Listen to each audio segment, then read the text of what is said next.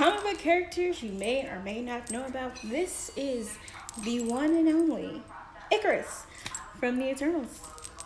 So, like all of the Eternals, Ikaris was created by the Celestials a million years ago and has been watching over humanity since then.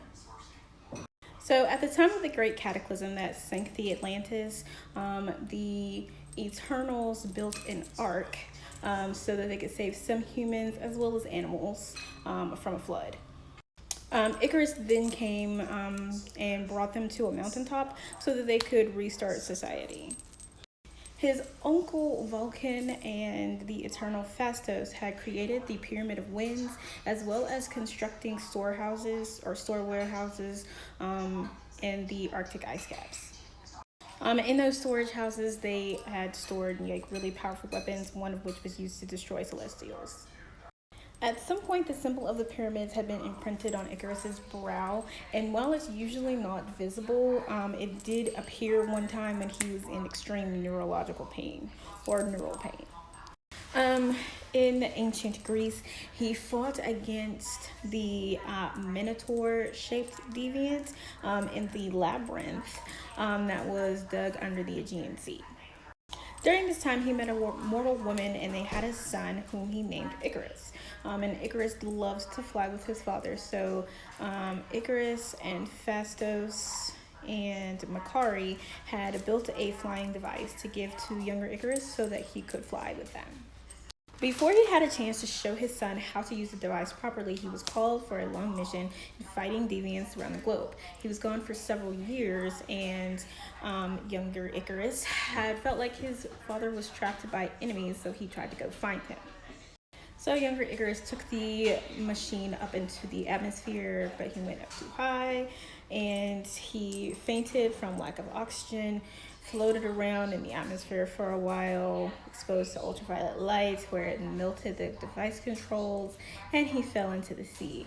When older Ikaris came back, he found his son's body and buried him, and then changed his actual name to Ikaris to honor his son. So before that, his name was not Ikaris. It doesn't even say what his name was. And if these stories sound familiar, they should. One thing the Eternals did not do was interfere in human relations if it was unnecessary. So Phastos and Ikaris saw Hercules fighting the Hydra, but did not interfere because it wasn't necessary. At one point, Ikaris's father had been killed by a giant earthworm, probably about 1,000 years ago, and Vulcan had adopted Ikaris as his son. He then spent the next 1,000 years sharpening his senses so that he could look for the beacon left by the Celestials in the Inca's Chamber of Gods in Peru, so that he could make preparations for the fourth host of the Celestials to come to Earth. And in the late 15th century, Leonardo da Vinci created a sculpture of Ikaris. Ikaris and the Eternals then created a safe haven in the Himalayas for Black Bolt to hide the Inhumans, as well as Attilan,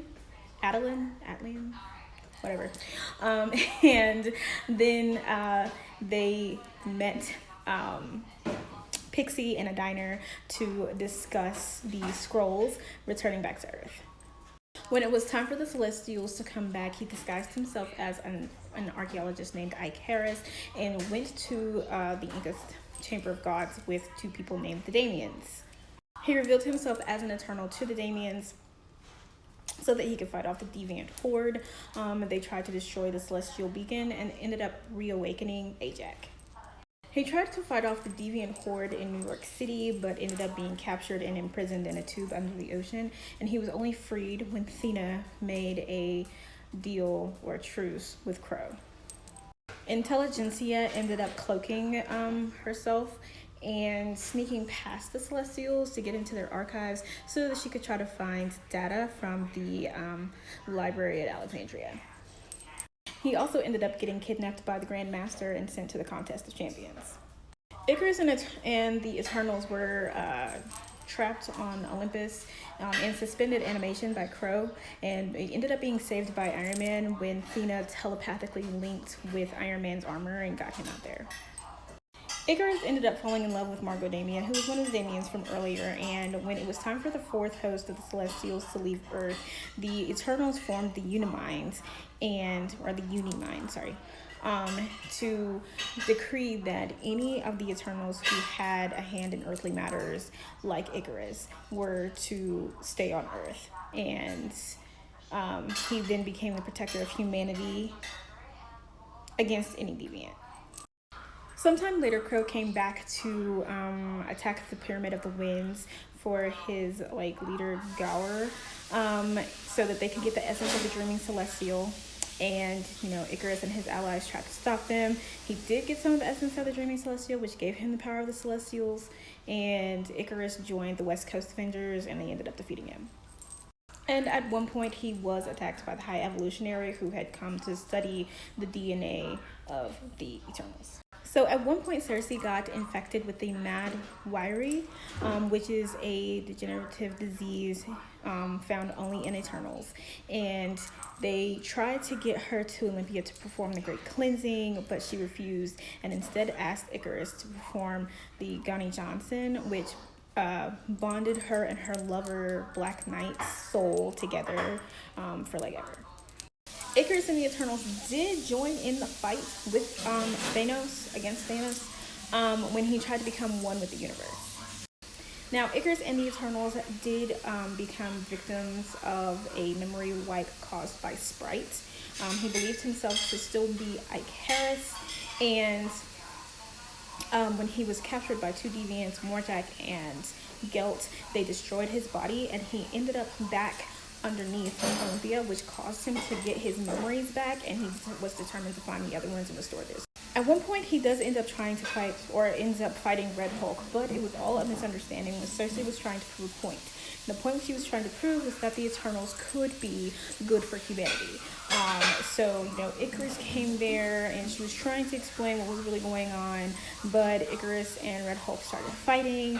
He threw Red Hulk into a volcano, but Red Hulk did stop fighting so that he could divert the magma somewhere else, so as the other people who were near them wouldn't get killed. At one point, he is kidnapped by Tenelath and taken to Hala, because they needed him to be used as a weapon against some invaders who were coming to save Namor and stop the Kree from using the God's Whisperer. And then we get to my favorite storyline, which is the Dark Celestials. So, some bodies of the Celestials had fallen to Earth, and they were heralds for the Dark Celestials. And in this storyline, the Eternals actually learn the truth of their existence, which drives them insane. Basically, what they learned at this time is that they were only supposed to cultivate humanity, so that they could be eaten by the Celestials and used as antibodies against a disease called the Horde. So basically, they have been on Earth loving and protecting these people, all because, they were told that that's what they were supposed to do, but the real reason was that they were basically raising cattle to the slaughter. So this drove them all completely crazy, and they either attacked and killed each other, or they committed suicide, and Ikaris was the last one to die. So Ikaris committed suicide basically, and before he died, he was talking to Doctor Strange and Iron Man, who had come to see what was going on. He told them what was going on, what happened, where all the other Eternals were, and then passed on to Iron Man mentally how to set up the Unimind. And during the Eternals Reborn storyline, they were all brought back at once because of their eternal nature. They're not supposed to or can't die. But because Ikaris was the last one to die, he was the last one to be resurrected.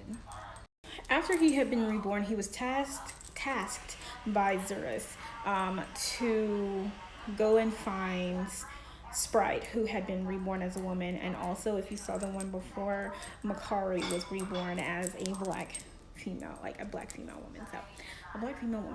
woman. Anyway, he went to New York City, tracked down Sprite. They were subduing deviants as they went, and they came back, and Zurus had been freshly murdered. They were the ones who were accused because they were technically the last ones to see Zurus.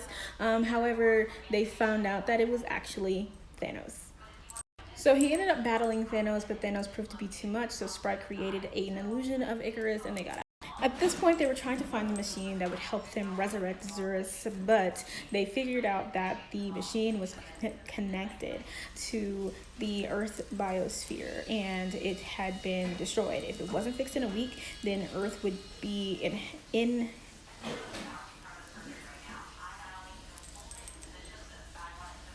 would not be able to be inhabited by humans. It took me a minute to figure out how to say that.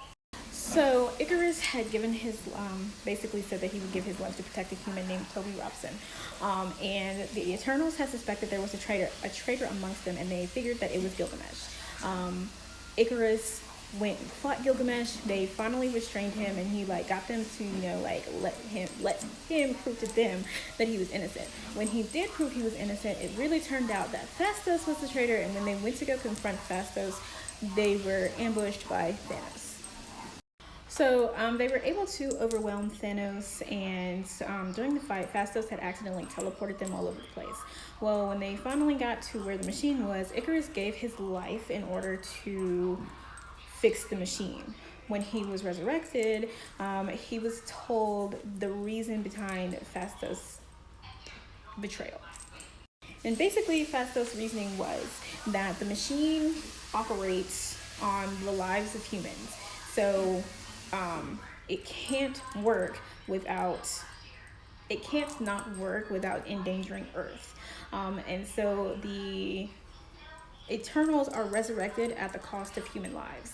And when he gave his life to help fix the machine, Toby Robson, what life was sacrificed in order for Ikaris to be brought back. So of course they hated this concept and decided to meet with the Deviants and Lemuria so that they could learn to be more like them. So Ikaris is immortal, has superhuman strength, agility, and stamina. He also has regeneration, flight, and psionics. He's telepathic and telekinetic. He also has cosmic energy manipulation, teleportation, and enhanced senses. And Ikaris is most likely the one that will throw hands at any point in time. All of the fights that happened between him and others were casually started by him. And the Eternals will be in theaters November the 5th for 45 days, just like they're doing with Shang-Chi. So go see it. And that is Ikaris.